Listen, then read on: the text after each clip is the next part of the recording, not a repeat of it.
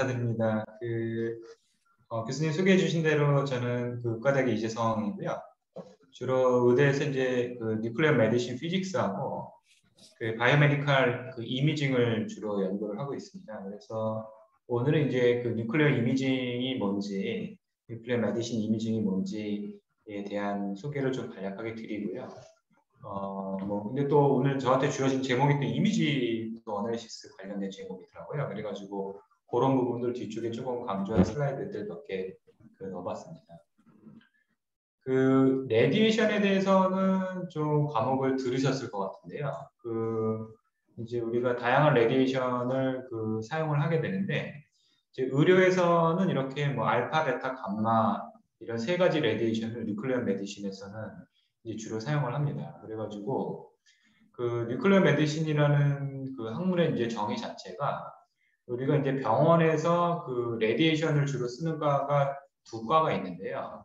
우리가 레디올로지, 이제 영상학과하고 그다음에 이제 뉴클리어 메디신, 핵의학과 이렇게 두 과가 있습니다. 그런데 영상학에서 레디올로지에서는 주로 이제 엑스레이를 쓰고요.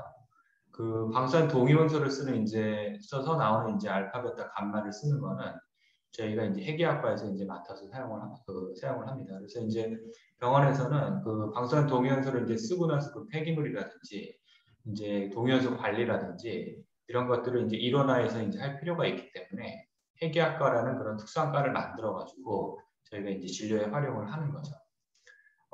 그래서 이제 뭐 잘 아시겠지만 알파하고 이제 베타레이는 이제 파티클이죠. 파티클이고 그렇기 때문에 이제 투과력이 약하기 때문에 주로 우리가 세라피에서 이제 사용을 합니다. 세라피에서 사용을 하고 감마레이는 주로 우리가 이제 투과력이 높기 때문에 이제 이미징에서 사용하는 그런 이 레디에이션이라고 이제 말씀을 드릴 수가 있겠죠. 여러분들이 이제 원자의 백그라운드 갖고 있고 이제 방사선에 대해서도 어느 정도 아니까 제가 어느 정도 난리지를 가지고 있다고 가정을 하고 그렇게 이제 말씀을 드릴게요.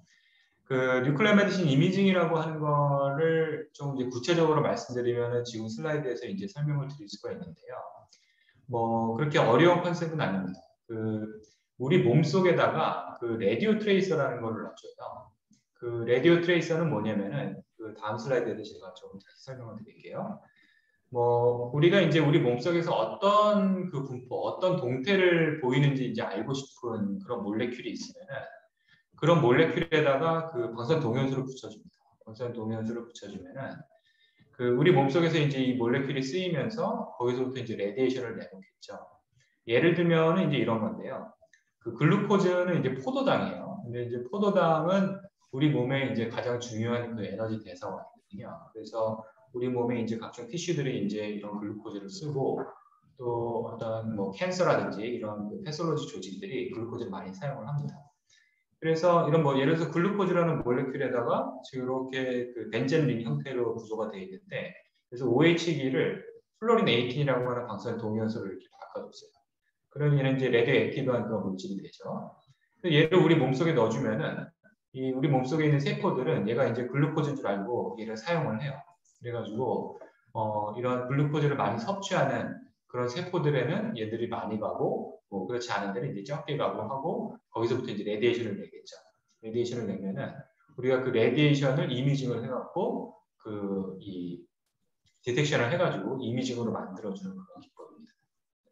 그래서 보시면은 우리가 이제 이미징을 할 때는 지금 말씀드린 것 같은 이러한 물질, 우리가 이런 애들을 이제 라디오 트레이서라고 그러는데 라디오 트레이서 우리 몸속에 넣어주고 그럼 앞에서 말씀드린 것처럼 이 라디오 트레이서가 몰레큘의 이제 특성에 따라 갖고 어떤 특정한 바이오 케미컬 프로세스를 따라가서 우리 몸에 퍼지겠죠. 퍼지고 이제 업테이크가 되고 몸에 쌓이고 이제 할 겁니다.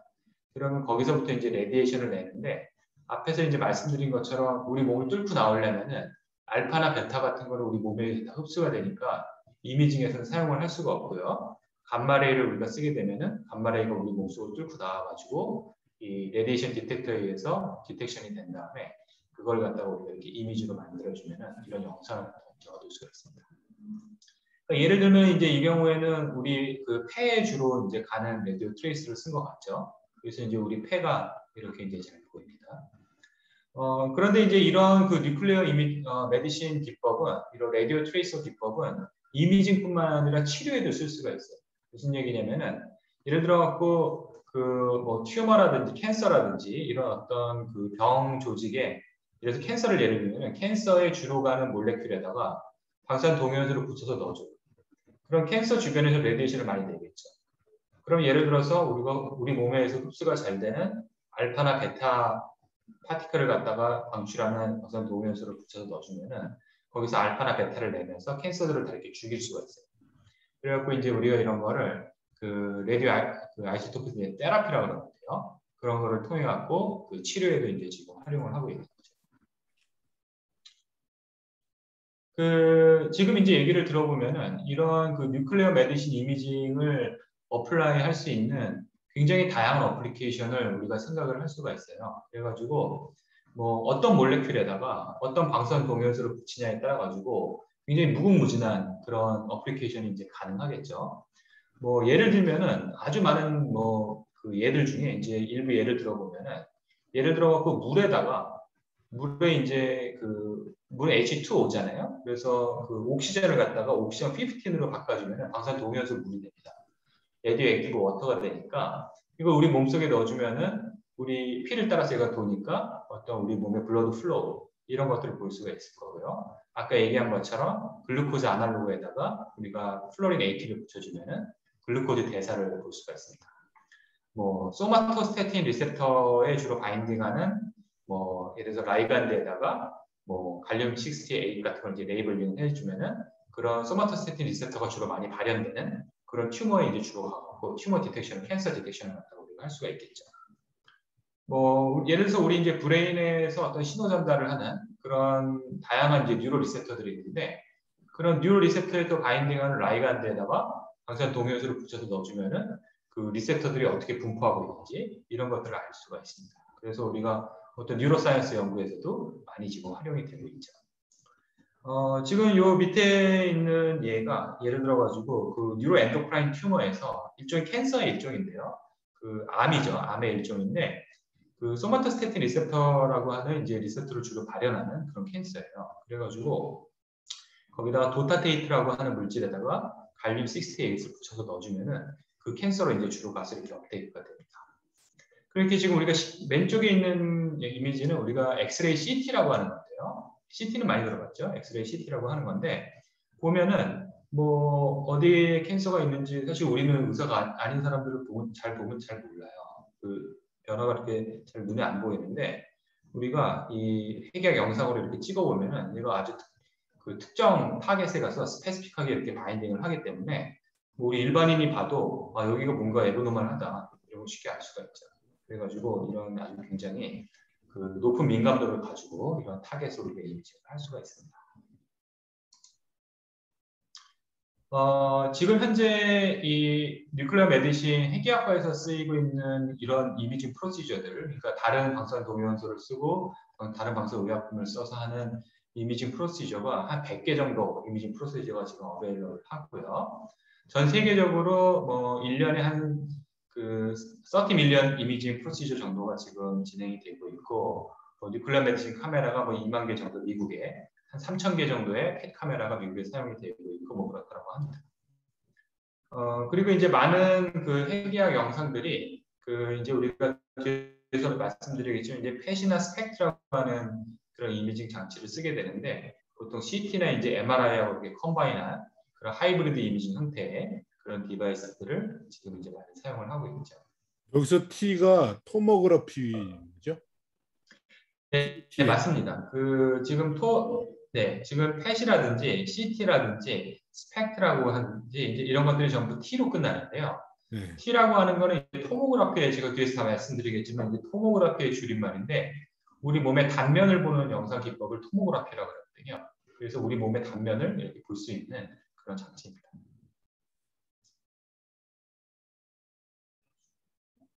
이런 그 뉴클리어 이미징을 하는 이제 그 두 가지 이미징 기법이 있는데요. 요 두 가지가 이제 이 현재 우리가 사용하고 있는 그 뉴클리어 메디신 프로시저의 거의 100%를 지금 차지하고 있는 이런 건데 요 두 가지 이미징 기법을 제가 조금 소개를 드리도록 할게요. 하나는 이제 싱글 포톤 이미징이라고 하는 왼쪽에 있는 이미지 기법이고요. 오른쪽에 있는 거는 이제 파지트론 이미지. 우리가 그 펫이라고 하는 파지트론 에미션 토모그래피라고 하는 그런 이미지 기법입니다. 그 싱글 포톤 이미징이라고 하는 거는 그 이 방사선 동위원소에서 이 한 번에 하나의 이렇게 감마 레이를 내는 그런 방사선 동위원소를 쓰는 거를 우리가 싱글 포톤 이미징이라고 해요. 싱글 포톤 이미징이라고 하고 하나의 포톤, 감마레이 포톤이 나오니까 이런 이름을 이제 붙인 것 같습니다. 그래서 그 테크니션 99M이나 아이오딘 123 같은 방사선 동위원소를 써가지고 우리가 이제 이미징을 하는 거죠. 그런데요, 이런 그 싱글 포톤 우리가 이미징을 할 때는 그 콜리메이터라고 하는 그런 장치를 쓰게 됩니다. 콜리메이터라고 하는 장치를 쓰게 되는데 그거는 왜 그러냐면은 그 우리 몸 속에서 그 감마레이가 이제 이렇게 방출돼서 나오면요, 걔가 이제 뭐 신트레이션 크리스탈 같은 거를 사용한 그 레디에이션 디텍터를 이용을 해가지고 이미징을 하게 되는데 보통 예를 들어서 하나의 어떤 감마레이가 이렇게 디텍션이 되면은 우리 몸 속에서 나오는 레디에이션을 측정을 하는 거기 때문에 얘가 어디서 온 건지 그 방향을 이제 알기가 어렵습니다. 방향을 알기가 어렵기 때문에 그 검출기 앞에다가 이런 미케니컬 콜리메이터를 이제 이런 식으로 놔가지고 그 이렇게 옆으로 온 애들, 오블릭하게 온 애들은 이렇게 막아주고 그 구멍을 통해서 이렇게 들어온 애들만 이렇게 이제 검출을 해서 이렇게 또렷한 이미지를 갖다가 만들어주는 거죠.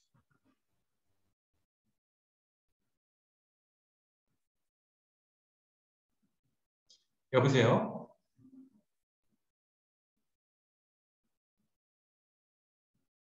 여보세요? 예, 보입니다. 아, 예. 혹시 지금까지 제 말씀을 잘 들으셨어요? 예, 예. 잘 들립니다. 아, 네네. 지금 조금 약간 시내가 있으면은 조금 잘 안 들리는 경우가 있더라고요. 그래가지고, 그래서 제가 지금 그 싱글 포톤 이미징에 대해서 이제 말씀을 드렸는데, 뭐, 지금 말씀드린 것처럼 우리 몸에서 나오는 감마레이 하나를 이렇게 하나씩 그 디텍션을 하는 경우에는 이렇게 콜리메이터가 없으면은 굉장히 이렇게 뿌연 영상이 이렇게 만들어지고요. 이렇게 콜리메이터를 써가지고 이렇게 옆으로 온 애들을 흡수시켜주고 이렇게 그 디텍터 이렇게 직각으로 온 애들만 우리가 검출을 이렇게 해주면은 지금 보시는 것처럼 이렇게 그 훨씬 클리어한 이런 영상을 갖다가 이제 얻을 수가 있습니다.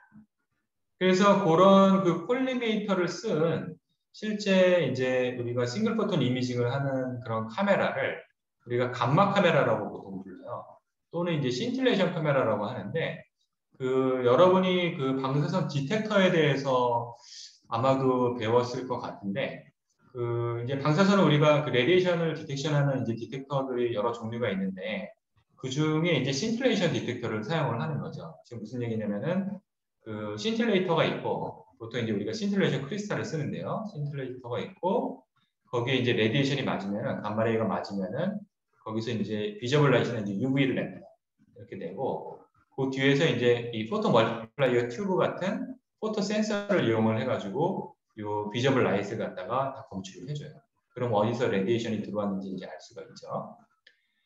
근데 이제 그 감마레이가 디텍션된 위치를 알아야 되니까 우리가 지금 보는 것처럼 이렇게 포토 멀티플라이어 튜브나 실리콘 PM 같은 그런 포토 센서들을 이렇게 이제 어레이 형태로 이렇게 배치를 합니다. 어레이 형태로 배치를 하고 예를 들어서 신트레이션 라이트이 이렇게 두 개의 포토 멀티플라이어 튜브에 이렇게 디텍션이 되면은 양쪽에서 시그널이 다 나오겠죠.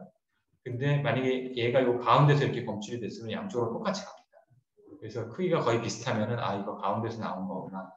얘가 조금 이쪽이 오른쪽에 더 많이 나오면은 신호가 약간 이게 오른쪽에서 검출된 거구나. 이제 이런 식으로 해가지고 그 정확한 위치를 갖다가 우리가 이제 파악을 하게 됩니다.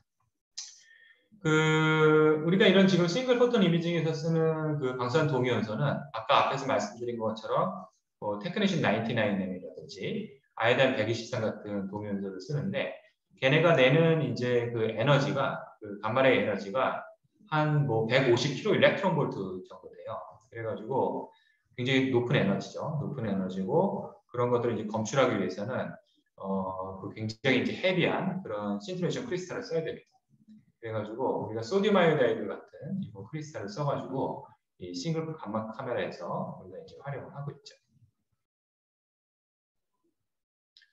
자, 이제 실제로 우리가 병원에서 쓰는 이런 감막 카메라입니다. 병원에서 이제 많이, 그래서 이제 저희 서울대학교 병원 같은 경우는 이런 감막 카메라가 뭐 한 10대 넘게 그렇게 있는데요. 보시면은 이제 뭐 아까 말씀드린 것 같이 이렇게 콜리메이터가 위에 있고, 요 밑에 신틸레이션 크리스탈, 소디움 아이오다이드 크리스탈이 있고, 그 밑에 이렇게 포토 멀티플라이어 튜브 어레이가 들어있는 그런 카메라예요.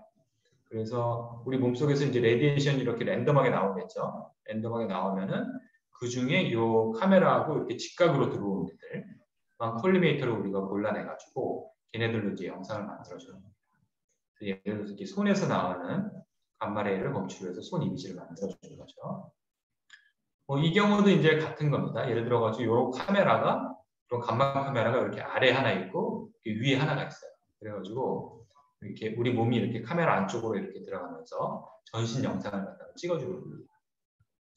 그래서 보시면은 이거 같은 경우는 우리가 그 테크네슘 99M이라는 방사선 동위원소를 MDP라고 하는 물질에 붙인 건데요. 이 MDP는 주로 우리 뼈에 가요. 뼈에 가는 그런 물질이고, 주로 이제 뼈가 새로 생성되는 이제 그런 뼈들에 이제 가지게 됩니다. 그래가지고 이 뼈를 구성하는 세포들이 굉장히 이렇게 활성화돼 갖고 많이 생기고 있는 그런 부분에 이제 많이 가게 되는데요.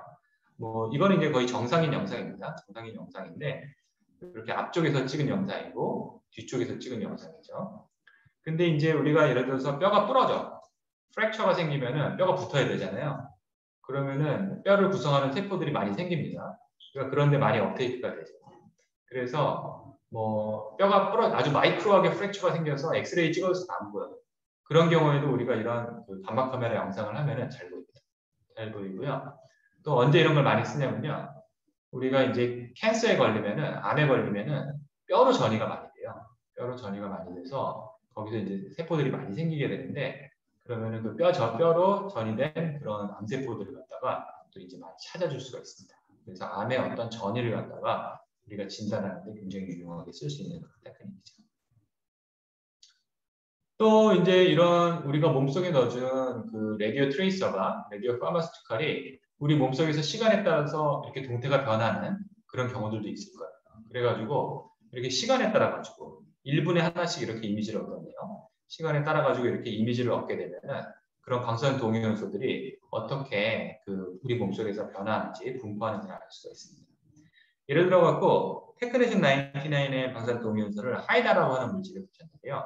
얘는 그 골블래더에서 나오는 그 이 소화액 에 주로 따라서 이렇게 방출이 되는 그런 라디오 트레이서입니다. 그래가지고 예를 들어서 골블래더에서 이 하이다가 얼마만큼 이렇게 잘 시간에 따라서 배출이 되는지 이런 것들을 봄으로써 이런 특정 오간의 펑션을 갖다가 이제 볼 수가 있게 되는 거죠. 이런 다이나믹 스터디를 우리가 이제 할 수가 있고요. 그 다음에 이제 이런 그 감막 카메라 영상을 감막 카메라를 이용을 해가지고 토모그래피를 할 수가 있는데요. 무슨 얘기냐면은 아까 주한 교수님이 여쭤주신 것처럼 이 T라고 하는 거는 이제 토모그래피의 줄임말인데 우리 몸의 단면을 보는 그런 영상 기법입니다. 그래가지고 그 감막 카메라를 우리 몸 주변으로 돌려요. 이렇게. 여러분이 혹시 병원에서 CT를 본 적이 있거나 이제 CT를 찍어본 아직은 여러분들이 젊기 때문에 별로 많지는 않을 것 같은데 있을 것 같은데 CT는 이제 여기서 이제 컴퓨티드 토모그래피라고 하는 말의 줄임말인데요. 그거는 엑스레이를 우리 몸 주변으로 돌려갖고 영상을 얻어가지고 우리 몸의 단면을 만들어내는 그런 영상 기법입니다. 그래서 그런 거는 이제 엑스레이 CT가 되는 거고요. 지금 말씀드린 그 싱글 포톤 에미터를 쓴 우리가 감막 카메라를 우리 몸 주변으로 돌려가지고 영상을 얻는 거를 우리가 싱글 포톤 에미션 컴퓨티드 토모그래피, 싱글 포톤 에미터를 쓰고 우리가 CT를 해주는 거죠. 그래서 우리 몸의 단면 영상을 갖다가 얻어낼 수 있는 그런 기법입니다.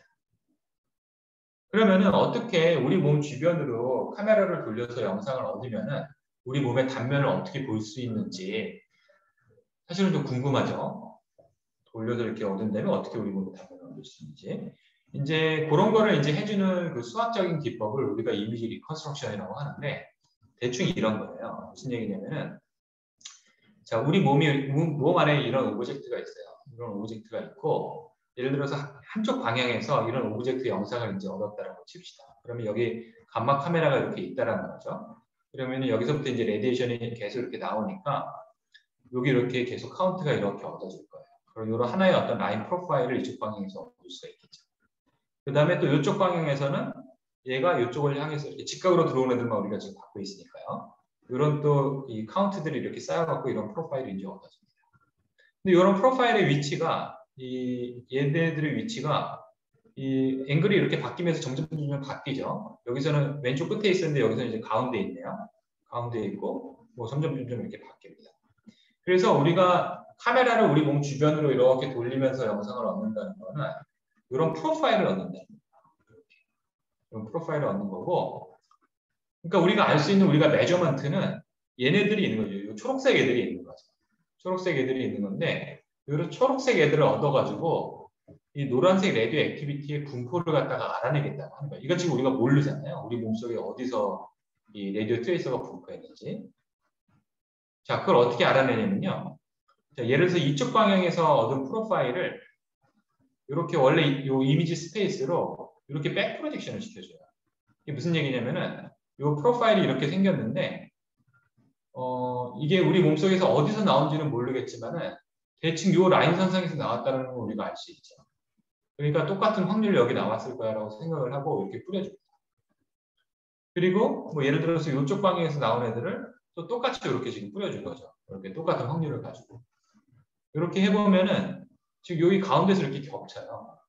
그러면 여기서 나왔을 확률이 다른 데서 나왔을 확률보다 좀 높아지는 거죠.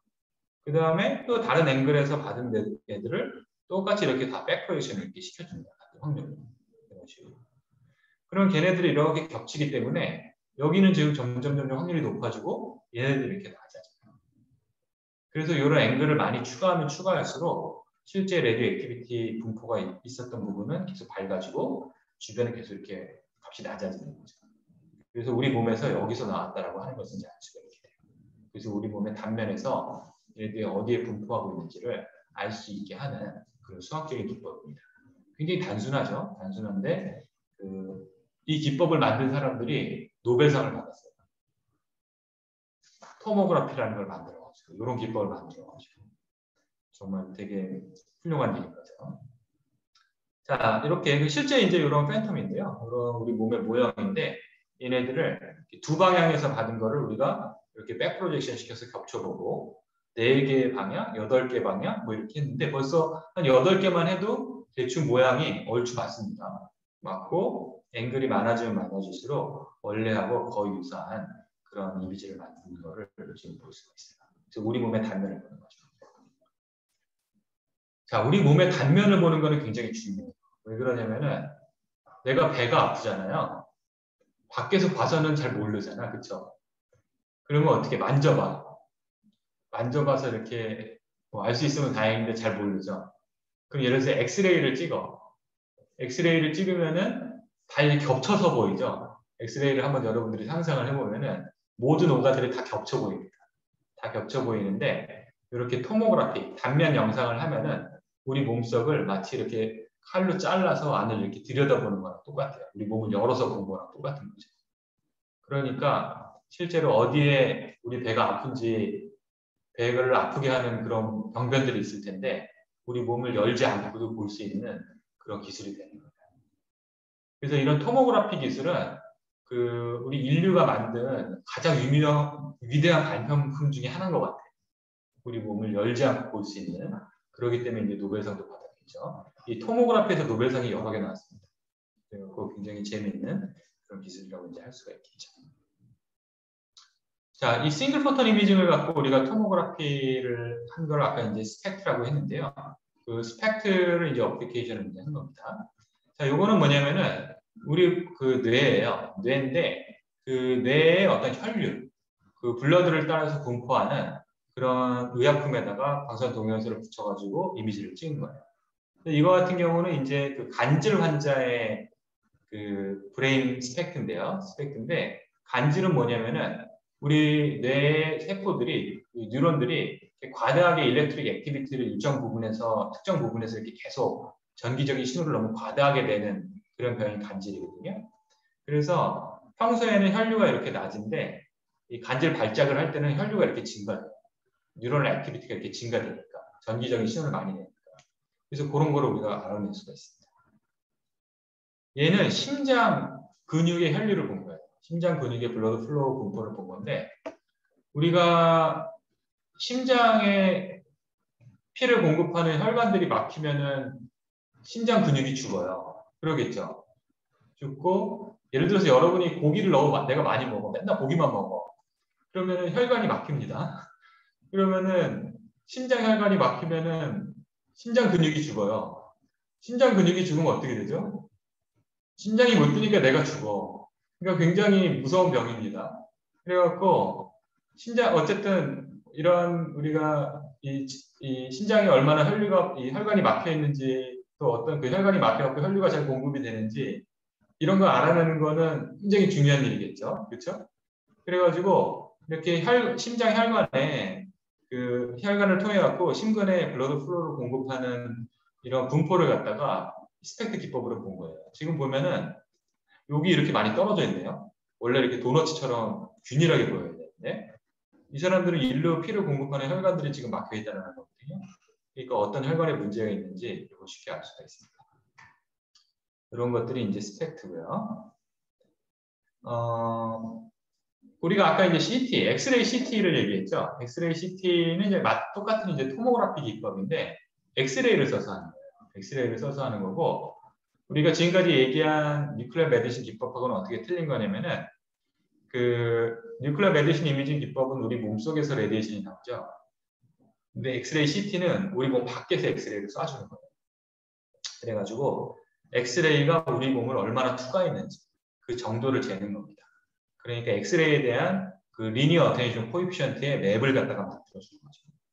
그러면 우리 몸의 그 물질에 따라 가지고 이 어테니션 코에피션트 분포가 다르니까 이런 영상을 갖다 이제 얻을 수가 있습니다. 그래서 아주 굉장히 하이 레졸루션으로 우리 몸의 그 구조의 분포를 갖다 보여주는 거죠. 그래서 우리가 이런 밑에 있는 건 이제 스펙트 이미지고요. 스펙트 이미지하고 CT 이미지하고 이렇게 두 개를 합쳐서 이렇게 보는 이런 이미지 기법을 우리가 스펙트 CT라고 해요. 이런 것들은 우리가 이제 왜 하냐면요. 이런 지금 두 개의 이미지를 비교를 해보면은 이 스펙트 영상이 좀 이미지가 조금 얘보다는 조금 노이즈가 좀 많고 레졸루션이 좀 떨어지죠. 그렇죠? 그리고 아나토미를 잘 모르겠고 구조를. 근데 CT는 구조를 잘 보여주거든요. 그렇기 때문에 여기 이렇게 얹어서 보는 거예요. 뭐 예를 들어서 이런 겁니다. 요건 지금 CT고요. CT고 이 사람 같은 경우는 지금 뭐냐면은 요 뼈에 이렇게 염증이 생겼어요. 뼈에 이렇게 염증이 생겼는데 오스테오마일로시스라는 게 이제 뼈에 염증이 생겼다는 거거든요. 뼈에 이렇게 염증이 생겼는데 이 화이트 블러드셀이 뭐죠? 백혈구잖아요. 백혈구에다가 인중 112를 레이블링을 했었어. 방사선에서. 그럼 백혈구가 레디에이션을 계속 지금 방출하고 있는 거예요. 근데 백혈구는 어디로 가요? 염증이 있으면 염증 세포로 막 갑니다. 백혈구가. 그래서 염증을 일으키는 것들을 이제 다 막 잡아먹는 거죠. 백혈구가. 그래가지고 백혈구들이 여기 이렇게 보여요. 그래서 레디에이션을 이렇게 내주니까 이 어디 인펙션이 있는지를 우리가 쉽게 알 수가 있어요. 굉장히 이제 하일리 센시티브하게 알 수가 있죠. 근데 그냥 스펙트만 찍어보면은 주변이 이렇게 거의 안 보여요. 염증이만 주로 이렇게 가 있기 때문에. 그래서 이런 경우 어딘지 확실히 얘기해 주기가 좀 어렵죠. 근데 CT를 같이 찍어갖고 그 위에다 이렇게 얹어서 보여주면은 정확한 그 로컬리제이션이 됩니다. 위치를 알 수 있게 됩니다. 그래서 두 개의 이미지 모달리티가 갖는 장점을 우리가 잘 활용을 할 수 있는 거죠. 자, 실제로 이렇게 생겼어요. 예를 들어가지고 아까 우리가 본 감마 카메라가 이렇게 있고 여기 이렇게 지금 CT 겐트리가 이렇게 있는 거예요. CT를 이렇게 찍는 거. 여기도 마찬가지고 감마 카메라가 이렇게 있고 이렇게 CT 겐트리가 있습니다. 그래서 환자가 이렇게 이동하면서 감마 카메라도 찍고 CT도 찍고 이런 일들을 이제 해주는 거죠. 그러면 이런 영상을 갖다가 얻을 수가 있습니다. 그래서 제가 이제 싱글 포톤 이미징에 대해서 이제 좀 말씀을 드렸는데요. 그러니까 뭐 좀 정리를 하면은 우리 몸에서 감마레이가 이제 하나씩 이렇게 나오는 거죠. 한번 방사선 동요소가 분기할 때마다. 그럼 그 감마레이를 이제 검출해서 영상을 만들어야 되는데 우리가 방향 정보를 얻기 위해서 콜리메이터라는 걸 써가지고 우리가 원하는 방향으로 오는 애들만 검출해줘요. 콜리메이터는 보통 우리가 납으로 만들거든요. 그러니까 콜리메이터 벽에 의해서 옆으로 오는 애들은 흡수가 되고 그걸 통과하는 애들만 우리가 검출을 해갖고 이미지를 만들어주죠. 그 다음에 이제 걔네들이 카메라 안으로 들어오면은 신틸레이션 디텍터를 쓴다 그랬어요. 신틸레이션 크리스탈에 감마레이가 맞으면은 비저블 라이트를 방출을 하고 걔를 포토 멀티플레이어 튜브 같은 포토 센서로 검출을 해가지고 우리가 레디에이션이 들어왔는지를 알아내는 거죠. 그런 신틸레이션 디텍터를 쓰는 거고 그런 걸 우리가 감마 카메라라고 하는데 얘를 우리 몸 주변으로 돌려갖고 영상을 데이터를 얻고 수학적인 기법으로 이미지 리컨스트럭션 이렇게 백프로이션에서 해주면은 그 단면의 분포를 알 수 있습니다. 이런 걸 토모그래피라고 그러고 우리가 스펙트라고 부른다고 하는 거죠. 싱글 포톤 에미션 컴퓨티드 토모그래피. 그 다음에 이제 스펙트하고 CT를 합치면은 우리가 스펙트 가지고 어떤 펑셔널한 분포를 볼 수가 있고 CT로 우리가 그 구조를 갖다가 볼 수 있다. 이렇게 이제 말씀드렸습니다. 자, 그래서 오늘 제가 이제 말씀드리고 싶었던 그 뉴클리어 이미징을 하는 기법 중에 이제 첫 번째 그 싱글 포톤 이미징 기법을 말씀을 드렸고요. 두 번째를 이제 말씀을 드리고 싶은 거는 파지트론 이미징, 펫이라고 하는 거예요. 이 파지트론 여러분이 이제 원자력공학과이기 때문에 파지트론이 뭔지 잘 알고 들어봤을 것 같은데요. 파지트론이 이제 일렉트론의 반물질이죠. 그래갖고 이 플러스 차지를 띤 그 마이너스 일가를 갖는 그런 파티클입니다. 그 네거티브 일렉트론 같은 거죠. 제가 원자력공학과 학생들 앞에서 말을 잘해야 될 것 같은데 그 파지트론을 방출하는 방사선 동위원소들이 있어요. 그래가지고 그 파지트론이 나오면은 그 어떤 일이 벌어지죠? 뭐 여러분 잘 알겠지만은 파지트론이 이렇게 방출돼서 나오면은 주변의 일렉트론하고 이렇게 만납니다. 서로 안티메타니까 만나가지고 두 개의 파지트론하고 일렉트론이 갖고 있는 질량이 소멸이 되면서 얘네들이 이제 질량이 이렇게 소멸이 되면서 두 개의 감마레이가 나왔죠. 두 개의 감마레이가 이렇게 뮤추얼 애닐레이션이라고 하는 현상에 의해 가지고 이렇게 나오게 됩니다. 그러면 이제 우리가 이 파지트론하고 일렉트론이 만나서 방출하는 이 두 개의 감마레이를 갖다가 검출하는 거예요.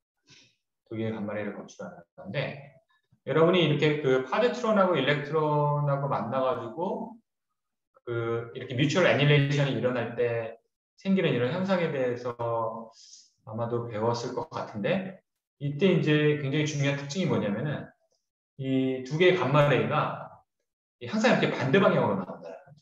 반대 방향으로 이 모멘텀하고 에너지를 보존하기 위해서 반대 방향으로 나오고 이 반대 방향으로 나오는 두 개의 감마레이를 우리가 동시에 검출을 하면은 감마레이가 어떤 방향으로 날아오는지 그 방향을 갖다 알 수가 있게 돼요. 그게 이제 굉장히 중요한 사실인데요. 무슨 얘기냐면은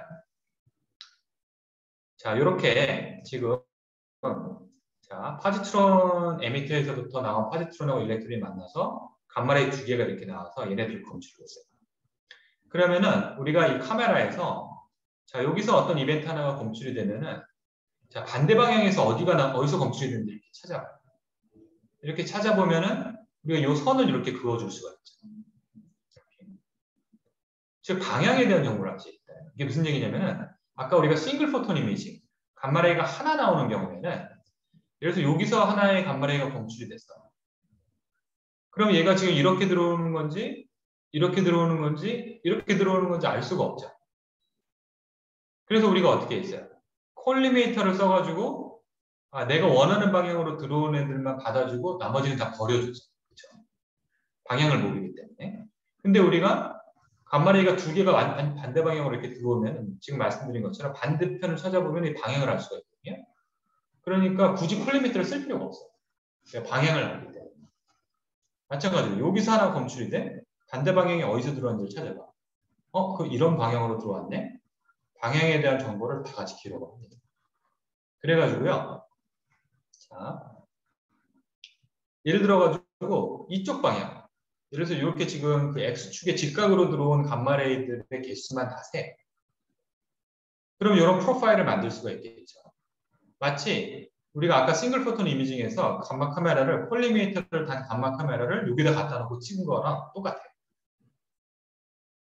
예를 들어서 자 이쪽 방향 우리가 방향을 지금 아니까 자 자, 이쪽 방향으로 이렇게 들어오는 애들만 다 모아가지고 이런 프로파일을 만들어줘요. 그러면은 콜리메이터를 다 감마 카메라를 여기다 놓고 찍은 거랑 똑같아지죠.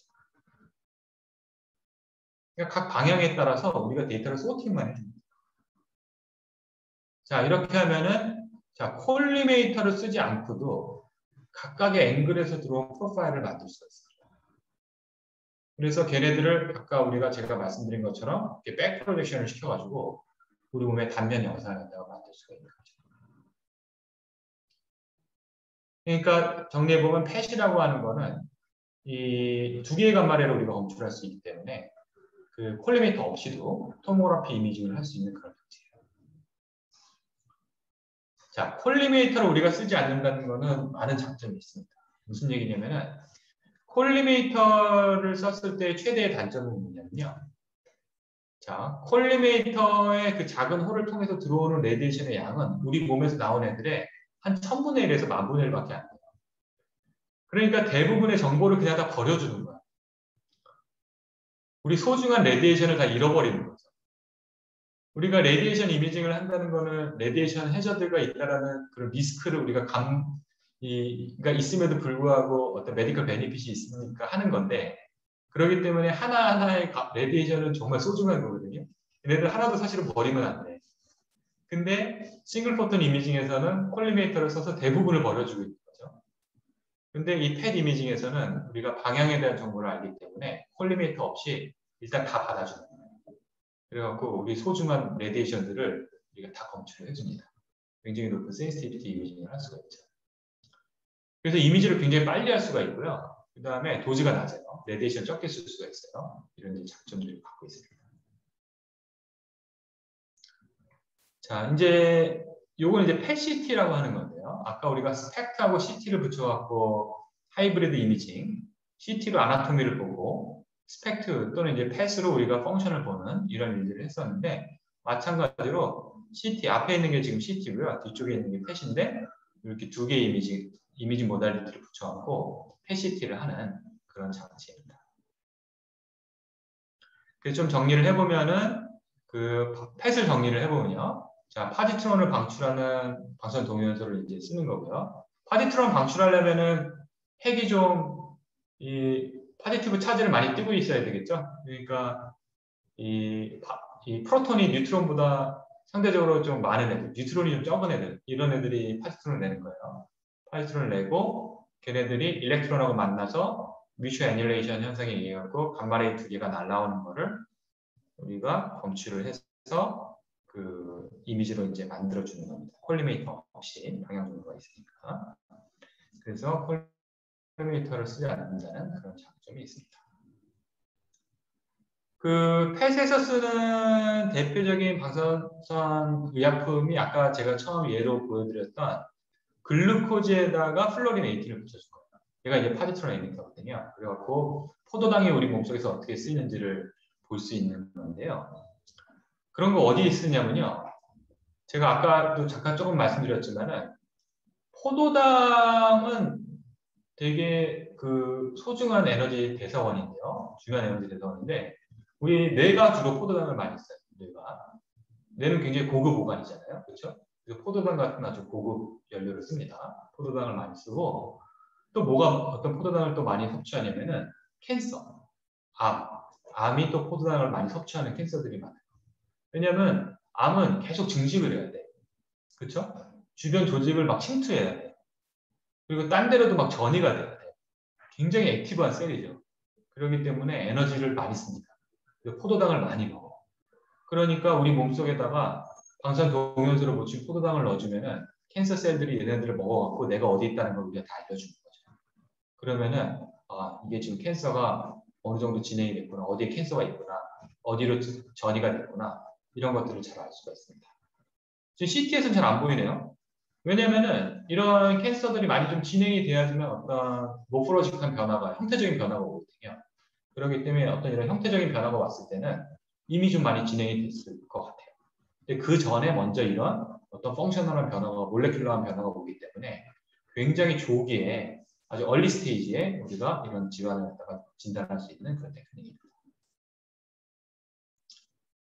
뭐 앞에 말씀드린 것처럼 이제 굉장히 다양한 일들을 할 수가 있는데요. 최근에 이제 굉장히 많이 각광받고 있고 중요한 그런 이미징 기법이 이 알츠하이머 치매.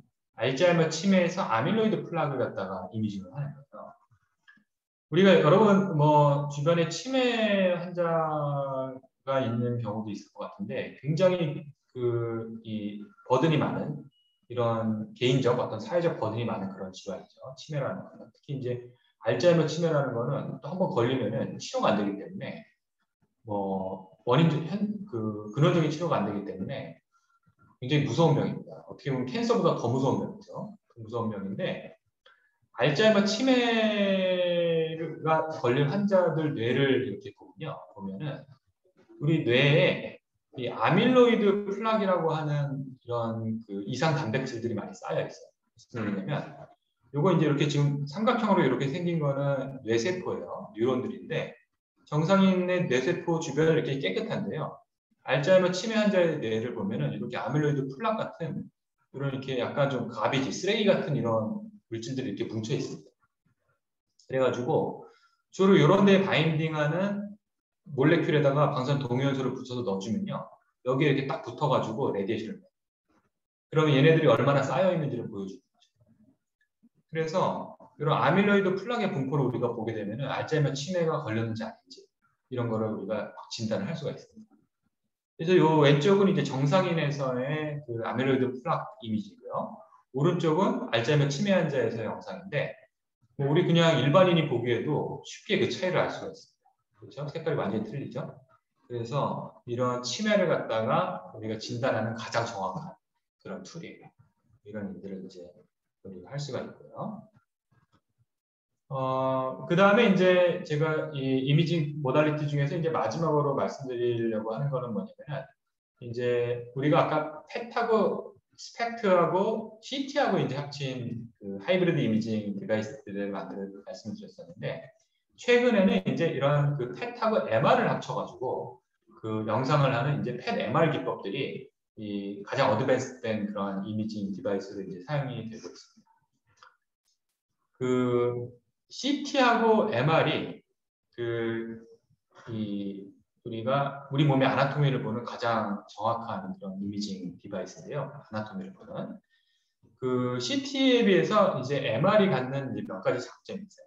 뭐냐면은 CT는 이제 아까 얘기한 것처럼 이제 엑스레이 CT고 엑스레이가 우리 몸을 얼마나 투과했는지 우리 몸의 그 엑스레이에 대한 리니어 어테뉴에이션 코에피션트들의 분포를 보여준다. 그렇죠?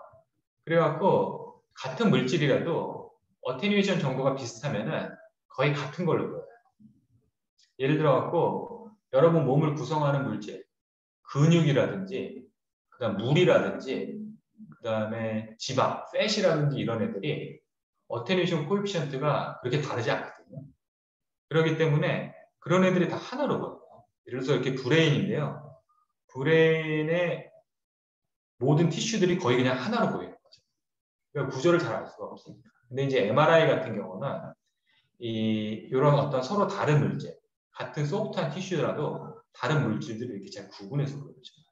그래서 우리가 소프트 티슈 컨트라스트가 좋다고 하는데 이런 것 때문에 주로 어떤 뇌 영상이라든지 근골격계 영상이라든지 이런 데서 CT보다 다이아그노스틱 이 진단 성능이 더 높은 그런 이미징 모델이에요.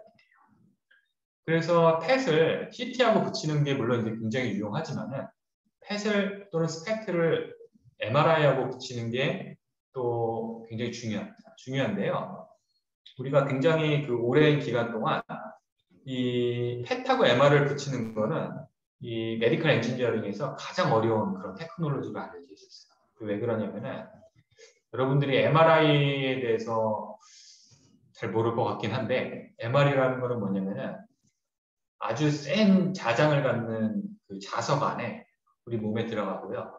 거기서 마그네틱 필드를 계속 시간에 따라 바꿔요. 마그네틱 필드를 막 바꿔가지고 그 마그네틱 필드를 우리 몸에다가 에너지를 준 다음에 걔네들이 다시 우리 몸으로 돌려주는 에너지를 받아가지고 그걸 이용해서 이제 영상을 만들어주는 그런 기법이거든요. 좀 간단하게 얘기하면은 그렇기 때문에 우리 몸 주변에서 마그네틱 필드를 계속 바꿔줘야 돼요. 자, 그러면 그 안에 있는 일렉트로닉스들은 어떻게 될까요? 마그네틱 필드가 계속 바뀌니까 그 안에 들어있는 일렉트로닉스들의 전류가 막 흐르겠죠. 그렇죠. 그러니까 그 안에 어떤 일렉트로닉스가 들어가면은 이 노이즈가 엄청나게 발생합니다. 그래서 팻하고 MR을 붙여놓으면은 이 팻도 이미지가 완전히 나빠지고 MR도 굉장히 나빠져요. 그래가지고 이 두 개를 합치는 게 이제 굉장히 어려웠었는데 최근에 들어서 이제 이런 문제들을 해결할 수 있는 기법들이 이제 나와가지고 그 팻하고 MR을 동시에 찍을 수 있는 게 현재 이제 가능합니다. 그래서 지금 요거는 이제 그 지멘스에서 만든 휴먼용 그 팻하고 MR을 동시에 찍을 수 있는 그 팻 MRI 장치고요. 이렇게 뒤에 백그라운드로 보이는 게 이제 MRI고 그 앞에 보이는 게 이제 그 컬러로 보이는 게 이제 팻입니다. 그 두 개를 이제 동시에 찍을 수 있는 거고요.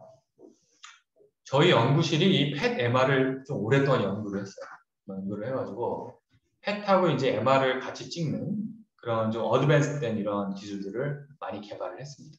많이 개발을 했고, 그리고 저희가 이제 또 그 이 팻하고 MR을 찍는 그 테크놀로지를 가지고 그 저희 랩에서 또 스피노프 컴퍼니를 만들었어요. 회사를 만들어가지고 이 브라이토닉스 이미징이라는 회사를 만들어서 이 팻하고 MR을 이렇게 같이 찍는 그 팻 MR 솔루션을 지금 이건 이제 스몰 애니멀에서 그 실험실에서 쓰는 이제 이런 장비인데요. 그 스몰 애니멀 팻 MR을 이스라엘 MRI 회사와 같이 만들어가지고 지금 그 공급을 하고 있습니다. 그래서 그 미국의 이제 NIH 같은 굉장히 주요한 그런 기관들에서 저희 장비를 지금 사용을 하고 있죠. 그래서 사용을 하고 있고요. 뭐 예를 들어서 이제 이런 것들이 지금 이제 뒤에 백그라운드로 보이는 게 이제 MRI 영상이고 이렇게 컬러로 보이는 게 이제 팻 영상입니다. 이렇게 동시에 찍은 팻 MR 영상을 보여드리는 거고요. 그 다음에 이제 이 지금 브라이토닉스 이미징 저희 랩에서 스킨오프한 이제 회사에서는 또 클리니컬 장비들 지금 현재 개발을 하고 있는데요. 그 지금 그 정부에서 이제 140억짜리 지금 저희가 연구 과제를 받아가지고 이렇게 우리가 앉아가지고 알츠하이머 치매 환자에서 이렇게 뇌를 찍을 수 있는 이런 주로 뇌를 찍는 이제 이런 또는 이렇게 누워서 찍을 수 있는 그런 이미징 장비들을 지금도 이제 개발을 하고 있습니다. 클리니컬 펫 시스템도 지금 이제 만들고 있고요. 그 다음에 이제 마지막으로 제가 이제 몇 개의 슬라이드에서 이 또 저희 회계학 영상에서 지금 이제 많이 하고 있는 저희 연구실에서 이제 많이 하고 있는 그 딥러닝을 이용, AI를 이용한 이제 이미지 프로세싱 기법들 몇 가지 그냥 조금 재밌는 거 몇 가지만 조금 소개를 해볼게요. 지금 이제 그 많은 분야에서 AI가 이제 많이 활용이 되고 있고 특히 AI가 많이 지금 아주 활발하게 활용되고 있는 분야가 이 메디컬 이미징입니다. 그래갖고 메디컬 이미징의 어떤 퀄리티를 갖다 이렇게 좋게 한다든지, 그 다음에 이제 메디컬 이미징에서 어떤 정보를 추출한다든지, 그 다음에 이제 우리가 예전에 이제 이미지를 보통 이제 영상학과 의사나 회계학과 의사 선생님들이 눈으로 이제 이미지를 보고 어디에 문제가 있다, 어디에 병변이 있다 이렇게 눈으로 찾았었는데 그거를 다 이제 AI가 찾게 해주는 거죠. 이런 기법들이 이제 많이 쓰입니다. 그래가지고 지금 현재 AI가 가장 활발하게 쓰이고 있는 두 분야 중에 하나예요. 하나가 메디컬 이미징이고 또 하나가 이제 자율주행이죠. 자율주행인데 그만큼 이제 지금 AI가 아주 활발하게 많이 연구가 되고 있습니다. 저희 연구실도 지금 연구실 액티비티 50% 이상을 이 AI 연구에 지금 투입을 하고 있어요. 활발하게 되고 있는데 뭐 이런 거예요. 예를 들어서 자, 요 왼쪽 이미지하고 요 오른쪽 이미지를 한번 비교해 보실래요? 비교해 보시면은 자, 이 왼쪽 이미지, 오른쪽 이미지에 비해서 왼쪽 이미지가 이런 데 이렇게 보면은 이미지가 이렇게 블러링이 되어 있죠. 이게 좀 뿌엽니다. 뿌연데 AI를 이용을 해갖고 그 AI는 이제 뉴럴 네트워크를 이용하는 건데 뉴럴 네트워크에다가 이런 이미지를 인풋으로 주고 요거를 이제 아웃풋 레퍼런스로 줘갖고 두 개의 이미지를 계속 보여줘요. 계속 보여준 다음에 트레이닝을 시키는 거죠. 트레이닝 시킨 다음에 이렇게 블러링된 영상을 넣어주고 이렇게 이런 이미지를 인퍼런스를 하게 만드는 거예요.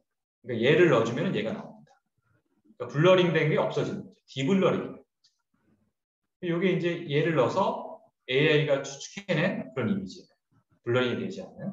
원래 그런 트러스하고 비교해 보면은 거의 비슷하죠. 그렇죠? 그래서 이렇게 블러링을 없애주는 이런 AI를 우리가 트레이닝 시킬 수도 있고요. 또 이제 우리가 슈퍼 레졸루션이라고 하는 건데요.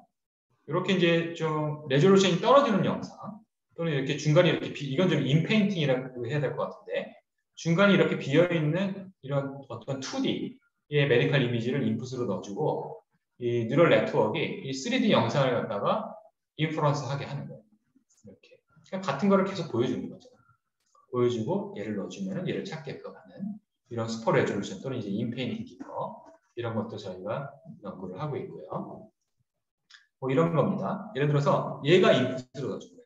얘가 인풋으로 넣어준 거고 뉴럴넷이 얘를 보고 만들어낸 영상이고 레졸루션이 많이 좋아졌죠. 좋아지고 실제 하이 레졸루션 영상하고 비교해보면 거의 똑같습니다. 그래서 로우 레졸루션 영상을 넣어갖고 하이 레졸루션으로 만들어주는 이런 것도 우리가 이제 할 수가 있고요. 그 다음에 이제 또 지금 되게 중요한 기법이 뭐냐면은 노이즈를 줄여주는 거예요. 노이즈를. 우리가 지금 감마레이나 엑스레이를 이렇게 다 검출을 해주는 디바이스를 쓰잖아요. 근데 이제 그런 디바이스를 써가지고 노이즈가 없는 이미지를 얻으려면은 이미지를 좀 오래 얻어줘야 돼요. 또는 레디에이션을 많이 쏴줘야 돼요. 그래야지 이미지가 깨끗해지거든요. 근데 이제 이미지를 오래 찍으면 이제 환자가 움직일 수도 있고, 그렇죠? 그리고 이제 하루에 찍을 수 있는 환자 수가 많이 줄어들겠죠. 그리고 또 레디에이션을 많이 쏴주면은 우리 몸에 레디에이션 많이 강화되잖아요. 그렇죠?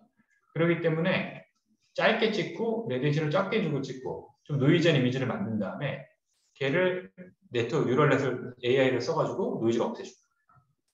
예를 들면 이런 건데요. 지금 얘 같은 경우는 우리가 10초 동안 펫 이미징을 한 거고요. 얘는 우리가 보통 300초, 이게 이제 스탠다드한 거거든요. 5분 정도 이제 펫 이미지를 얻었어요. 이렇게 얻은 거고, 우리가 10초 얻은 영상을 AI를 써가지고 이렇게 프로세싱을 해준 거죠. 하면은 뭐 거의 300초 영상 비슷해지고 어떻게 보면 더 나을 수도 있습니다. 이런 것들을 이제 만들어주는 AI 기법을 써가지고 이런 디노이징 하는 거를 저희가 또 많이 하고 있고요. 비슷한 겁니다. 예를 들어가지고 얘는 뭐 예를 들어가지고 15분 동안 찍은 그런 영상이에요. 15분 찍은 영상인데 이건 한 1분 정도 찍은 그런 영상이에요. 되게 노이즈하죠. 되게 노이즈한데 뭐 얘네들은 이제 기존에 우리가 알려져 있는 이 매스메티카랑 그 필터를 사용을 해갖고 디노이징을 해준 건데 뭐 이미지가 별로 얘에 비해서 그렇게 크게 좋아지지 않는데 우리가 AI를 이용한 그 디노이징 필터를 쓰게 되면은 저희가 개발한 필터를 쓰게 되면은 이미지 노이즈가 아주 획기적으로 없어지고 뭐 실제로 15분 찍은 영상에 비해서도 더 이미지가 깨끗해지죠. 이런 것들을 우리가 AI 써가지고 이제 할 수가 있습니다.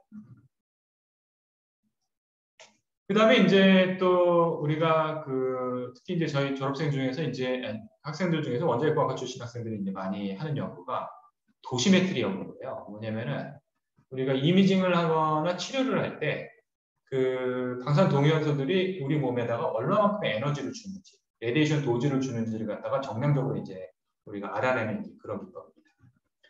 자, 이런 거는 우리가 지금 컨벤셔널하게는 어떻게 했었냐면요. 몬테칼로 시뮬레이션이에요. 그래서 시뮬레이션을 계속하면서 이런 포톤들이나 파티클들이 계속 이렇게 움직이면서 스캐터링을 일으키고 뭐 이렇게 되면서 에너지를 잃는 거를 계속 다 트래킹을 해가지고 다 기록을 해줍니다. 그래서 우리 몸속에도 어느 정도 어떻게 레디에이션을 나눠주는지 이거를 갖다가 시뮬레이션으로 나눠내는데 시간이 엄청나게 오래 걸려요. 엄청나게. 뭐 아무리 빨라도 몇 시간이고 보통 막 며칠씩 걸립니다.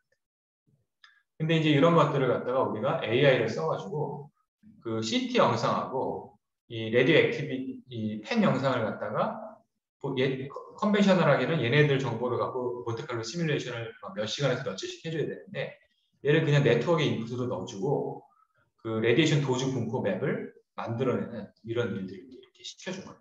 시켜준 건데 자 지금 이 왼쪽 이미지는 우리가 몬테칼로 시뮬레이션을 통해서 만든 그 도즈 맵, 즉 에너지 분포고요. 레디에이션에 의해 갖고 받은 에너지 분포고 오른쪽은 딥러닝을 갖고 우리가 추론한 AI를 갖고 추론한 그래서 왼쪽 만들려면은 뭐 풀로 몬테칼로 시뮬레이션을 하면 200일이 걸리고요. 5%만 해도 열흘 정도 걸리는 그런 작업인데 그런 걸 몇 분 만에 할 수가 있어요. AI 기법을 쓰면. 그래서 이제 이게 이민선이가 한 건가요? 네, 요거 이제 MS3가 이민선 박사입니다. 원자력과학과 선배죠. 그러니까 출신이요. 네. 지금 저희를 졸업하고 지금 그 원자력연구원에 가 있는데요. 이민선 박사가 졸업하기 전에 했던 그런 되게 아주 재밌는 그런 연구입니다. 네, 그래서 제가 저희 뉴클리어 메디신 이미징 기법, 싱글 포톤 이미징 기법, 그 다음에 파지트론 이미징 기법에 대해서 좀 설명드렸고, 그 다음에 이런 것들의 토모그래피 기법인 스펙트, 패시 모듈에 대해서 좀 말씀을 드렸고, CT나 MR하고 컴바인한 하이브리드 이미징 기법들이 뭔지 말씀을 드렸고, 그 다음에 이런 AI, 딥러닝 연구가 이제 지금 굉장히 활발하고, 메디컬 이미징에서 어떤 분야에 이런 AI 기법들이 쓰이는지에 대해서 좀 간략하게 한번 말씀을 드려봤습니다. 혹시 질문 있으실까요? 예, 자유롭게 질문해 주세요. 뭐 채팅에 남겨주셔도 괜찮고요. 제가 질문 하나 드려도 괜찮을까요? 네. 네, 오늘 강연 너무 감사합니다. 네. 그 앞에서 PET랑 MRI를 합치는 기법에 대해서 저희 설명을 해주셨는데, 네. 근데 포지트론을 센싱하는 과정에서 포지트론이 차지가 있으니까 MRI는 그 자기장에 의해서 혹시 뭐 궤도가 변하거나 아니면 뭐 노이즈가 발생하거나 그럴 가능성은 없나요? 네. 역시 원자력공학과 학생들께 재밌는 질문인데요. 지금 아주 정확한 말씀이죠. 그러니까 파지트론이 나오면은 차지를 뜨고 있기 때문에 마그네틱 필드가 변하면 방향을 바꿀 수가 있어요. 그래가지고 마그네틱 필드가 아주 높아지면은 꽤 많이 바뀝니다. 꽤 많이 바뀌는데, 근데 파지트론이 나와갖고 일렉트론하고 만나는 거리가 굉장히 짧아요. 보통 이제 뭐 1mm 이하에서 이렇게 만나거든요. 그래가지고 이제 어느 정도 이제 방향은 바뀌지만은 방향을 조금 바꿔서 다른 일렉트론 만나는 거죠. 만나서 또 그 주변에서 나오기 때문에 크게 이제 영향은 안 받는데, 마그네틱 필드가 이제 뭐 10테슬라 막 이렇게 굉장히 높아지면요. 우리가 아까 그 파지트론하고 일렉트론이 만나는 거리, 우리가 그걸 파지트론 레인지라고 그러잖아요. 그 파지트론 레인지가 줄어들어요. 줄어들어가지고 오히려 이미지 레졸루션이 좋아져. 왜냐면은 파지트론하고 일렉트론하고 만나는 거리만큼 우리가 레졸루션을 로스하는 거거든요. 잃어버리는 건데, 오히려 그게 짧아져 갖고 레졸루션이 더 좋아지는 그런 효과가 생겨요. 되게 재밌는 현상이죠. 재밌는 질문. 감사합니다. 또 질문 있으세요?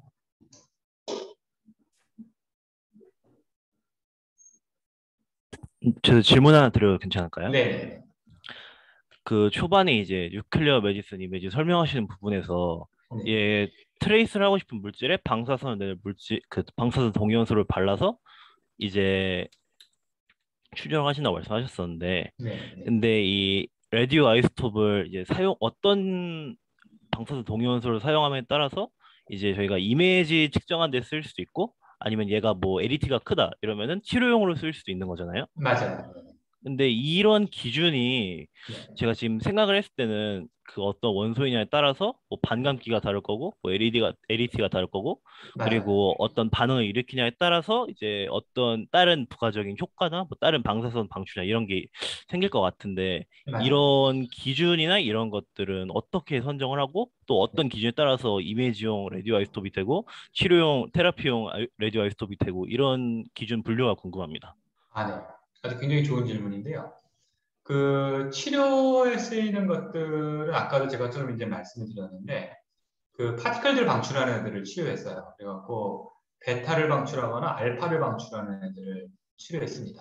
걔네들이 주로 빨리 흡수가 되니까요. 쓰게 되고, 보통 그 메가 일렉트론 볼트 단위의 이제 보통 에너지들을 걔네들은 이제 내게 되죠. 그래서 에너지가 이제 굉장히 높기 때문에 치료를 굉장히 효과적으로 이제 해줄 수가 있어요. 그리고 이제 이미징에 쓰는 거는 기본적으로 감마레이를 내거나 뭐 브램스트롱 엑스레이를 내거나 하는 이제 이런 애들을 지금 사용을 하고 있고요. 근데 하나의 방사선 동위원소에서 예를 들어서 베타하고 감마레이가 둘 다 나오고 이런 애들 있잖아요. 그런 애들이 아주 좋은 애들. 왜냐면은 치료를 하면서 어디가 치료되고 있는지를 이미징을 할 수가 있으니까. 그래갖고 요즘은 베타하고 감마를 같이 낸다든지, 뭐 알파가 캐스케이드 돼서 디케이 되면서 감마를 같이 낸다든지, 이런 애들을 우리가 치료에 많이 써요. 그게 이제 아이오다인 131이라든지 루테신 177 같은 애들이 감마, 베타 이런 것들을 같이 내는 애들이거든요. 그래갖고 그런 치료하고 이미징을 같이 하는 우리가 세라노스틱스라고 하는데 진단과 치료를 같이 하는 거예요. 그래서 이런 애들이 아주 재밌는 그런 그 아이소토프입니다. 이런 애들을 쓰고요. 그 다음에 그 메디칼에서 쓰는 방사선 동위원소들은요.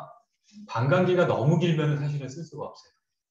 왜 그러냐면 반감기가 너무 길면은 계속 우리 몸에서 레디에이션을 내고 있잖아요. 그러면은 안 되지 않겠어요? 그렇기 때문에 그 반감기가 보통 몇 시간 또는 이제 뭐 며칠 정도 그 정도 반감기를 갖는 방사선 동위원소들을 저희가 이제 사용을 하게 되고 뭐 이미징에서 쓰는 방사선 동위 그 감마레이 이미징을 하는 데 쓰는 방사선 동위원소들은 뭐 한 100kg 일렉트론 볼트에서 뭐 파트너 에미터들은 511kg 일렉트론 볼트 에너지를 내는데 그 정도 사이의 에너지를 갖는 이제 애들을 사용을 하게 되는 거죠. 그리고 이제 뭐 LET라든지 이제 이런 것들을 저희가 이제 많이 주의 깊게 보는데요. 왜 그러냐면은 LET가 어느 정도 되냐 이제 이런 거에 따라 갖고 치료 효과라든지 이런 게 달라지거든요. 그래서 그런 거에 따라 갖고 치료 효과가 어떻게 변하는지 이런 것들에 대한 연구를 이제 많이 합니다. 그래서 많은 연구들을 통해 가지고 실제로 가장 효과가 있는 애들을 옵티말한 애들을 우리가 찾아내는 거죠. 그럴 때 이제 도시메트리 같은 게 굉장히 중요합니다. 감사합니다. 질문 하나 정도 더 받을 수 있겠는데. 질문 하나만 드려도 될까요? 네네. 네, 저는 사실 이제 원자력공학과 학생은 아니어서 그쪽에 대한 부분은 사실 잘 안 돼 있고 좀 인공지능 관련해서 말씀하신 부분들이 인상 깊어서 재미있게 들었는데 네. 듣다 보니까 이게 기본적으로 2D 이미지에서 3D 이미지를 얻는 것이고 그럼 상당히 많은 컴퓨팅 파워가 요구가 될 것 같은데 과거에도 이제 이러한 기술들이 있었고 지금도 이제 딥러닝을 쓰신다고 하면은 그쪽에서 이제 컴퓨팅 쪽에서 이제 요구되는 리소스가 상당할 것 같은데 그런 것들 어떻게 좀 해결해 나갔는지에 대해서 궁금합니다. 그 이제 뭐 2D 영상에서 3D를 만드는 것들은 이제 기존에는 좀 수학적인 기법들을 썼었어요. 그래서 어떤 우리 몸의 어떤 이런 티슈들의 분포들을 수학적으로 모델링을 해갖고 이제 이런 것들을 했었는데 지금은 이제 딥러닝 같은 기법들이 굉장히 이제 잘 해줍니다. 잘 해주고 그 우리가 3D 지금 뭐 질문한 것처럼 그 3D 영상을 사실은 이제 뭐 자율주행이라든지 이런 데서는 다 2D 영상을 다루는 거잖아요. 그래서 그 컴퓨테이션 로드가 그렇게 크지 않은데 메디컬 이미지는 3D가 많기 때문에 실제로 컴퓨테이션에 대한 로드가 이제 굉장히 큽니다. 그래가지고 우리가 많은 경우에 이미지 전체를 동시에 처리하기보다는 이제 이렇게 부분으로 잘라가지고 이렇게 처리하는 기법을 쓴다든지 이제 이런 메모리를 좀 효율적으로 쓸 수 있는 그런 기법들을 이제 많이 사용을 해요. 그래가지고 그럼 우리가 이제 패치 베이스로 트레이닝을 한다 그러는데 그런 식으로 이렇게 부분 처리를 합니다. 그런 기법을 지금 많이 쓰고 또 그 다음에 그 우리가 2D하고 3D의 어떤 좀 하이브리드 형태 예를 들어가지고 이미지 3D 전체를 처리하지 않고 그 몇 슬라이드 몇 장씩만 이렇게 처리하는 거죠. 한 5장, 뭐 7장 정도를 가지고 그 부분을 처리하고 그다음 슬라이스들을 처리하고 하는 어떤 이런 2.5D 기법 이런 것들을 또 이제 우리가 많이 씁니다. 그 계산 트레이닝하고 그럴 때 이제 GPU를 많이 쓰지 않나요? 그러니까 그렇죠. 기본적으로 이제 다 GPU를 씁니다. 네. 지금 그 연구실에서 쓰는 컴퓨팅 뭐 클러스터 같은 거는 노드가 몇 개 정도 있고 그렇게 돼요? 이게 네, 저희는 뭐 그렇게 뭐 클러스터를 해갖고 사용을 하지는 않고요. 클러스터를 사용하지는 않고 그냥 보통 이제 뭐 GPU 아주 좋은 GPU 뭐 한 2-3개 정도 이렇게 끼워가지고 그 정도로 이제 사용을 합니다. 저희가 또 이제 메디칼에서 쓰려면은 너무 컴퓨테이션 로드가 크게끔 모델을 만들면 안 되거든요. 그렇기 때문에 그걸 이제 효율적으로 만드는 것도 되게 중요하니까 그 어떤 우리가 그 PC 정도 레벨에서 조금 비싼 PC 정도 레벨에서 할 수 있게끔 그 옵티마이하게 도움을 드립니다. 전에 이제 그 장비 같은 거 네. 페트하고 MRI 결합한 그런 장비를 제작하고 그럴 때는 네. 전자 그 백그라운드가 있는 그런 학생들이 많이 역할을 했을 텐데 지금은 이제 AI 이런 걸로 이미지 프로세싱을 하면은 그냥 꼭 전자보다는 뭐 이렇게 컴퓨터나 이런 그 논리적으로 생각할 수 있는 잘 생각할 수 있는 능력이 있는 학생이면은 다 할 수 있겠네요. 네, 맞습니다. 그리고 특히 이제 그 AI는요, 이 프로그래밍 스킬 이런 것, 뭐 프로그래밍 어느 정도 이제 해야 되지만은 이 어떤 좀 수학 좀 할 줄 수학을 조금 뭐 잘 흥미가 있으면 이제 좋고 또 공대 우리가 엔지니어링 공수 정도 내가 배웠다 하면은 사실 누구든지 할 수가 있어요. 누구든지 할 수가 있고 도메인 날리지가 훨씬 중요해요. 이래서 우리가 메디컬 데이터를 다루면은 좀 메디컬에 대한 공부를 좀 이제 좀 해야 되고 그다음에 레디에이션 이미징을 하게 되면은 레디에이션에 대해서 잘 아는 이런 것들이 되게 중요합니다. 그래가지고 제가 저희 학생들한테도 도메인 날리지를 많이 강조를 해요. 그래서 저희 학생들 중에 AI 연구하는 학생들은 뭐 모든 과를 다 망라하고 있습니다. 뭐 전자과, 컴퓨터, 원자핵, 기계과, 뭐 공대 출신들은 뭐 다 해요. 다 하고 다 해야 되는 지금 트렌드니까요. 우리 거에서 이제 방사선 특성을 좀 공부하고 가가지고 AI에 기여할 수 있는 그런 것도 많겠네요.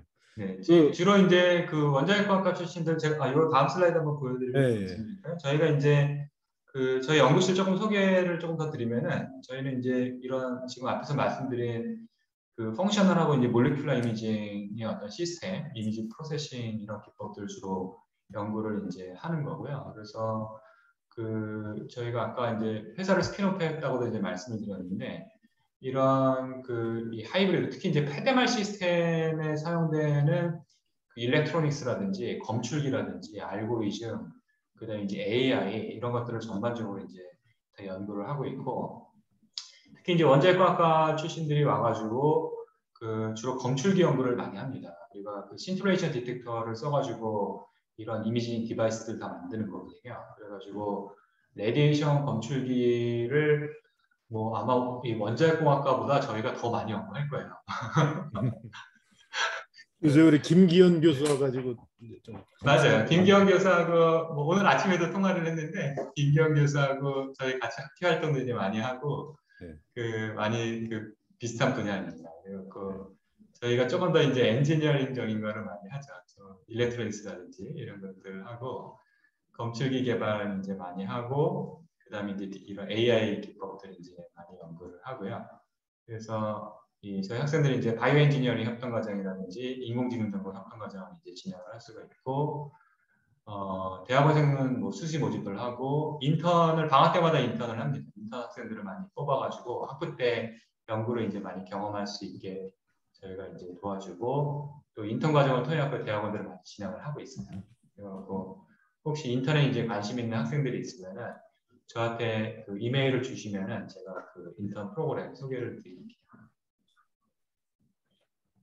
네, 오늘 아주 흥미로운 주제를 쉽게 재밌게 설명해 주셔서 아주 감사합니다. 그리고 학생들이 많이 관심을 가질 것 같은데 관심 있는 학생들 여기 지금 안내해 주신 대로 이메일도 있고 그러니까 이재성 교수님 컨택해서 그쪽으로도 진로를 모색하는 것도 아주 좋은 판단일 것 같습니다.